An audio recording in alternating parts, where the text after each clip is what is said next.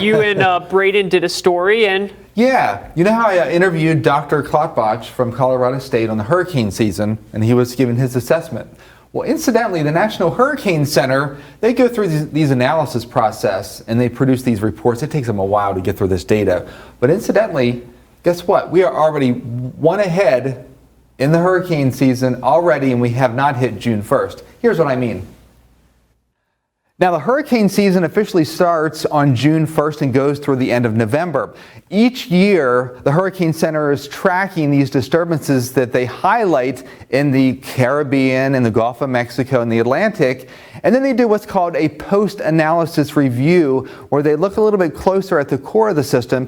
And this particular low, which was off the coast of the Northeast back in the middle of January, they have classified as a subtropical storm. It's very, very rare to have a subtropical storm in the middle of winter, but there were some characteristics of a tropical system, but it also had some cold air wrapped in it. That's why it was called a subtropical storm. They did not name it, so we do not have Arlene, but what's going to happen is as we go forward through time, this will be the first named storm of the season for the 2023 season.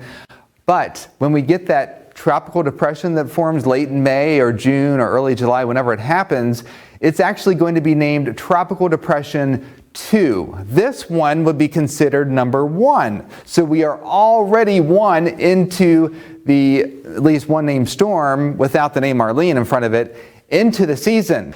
But this process happens all the time, folks, with the Hurricane Center. As a matter of fact, as Braden Petrie will let you know, this happened several years ago and added one named storm to the 2013 season. Take a look. Thanks, Chad. Now, the most recent time the Hurricane Center has added a storm from the post-analysis process was in 2013. Its report in February 2014 showed a low pressure south of the Azores in December 2013 actually gained tropical characteristics.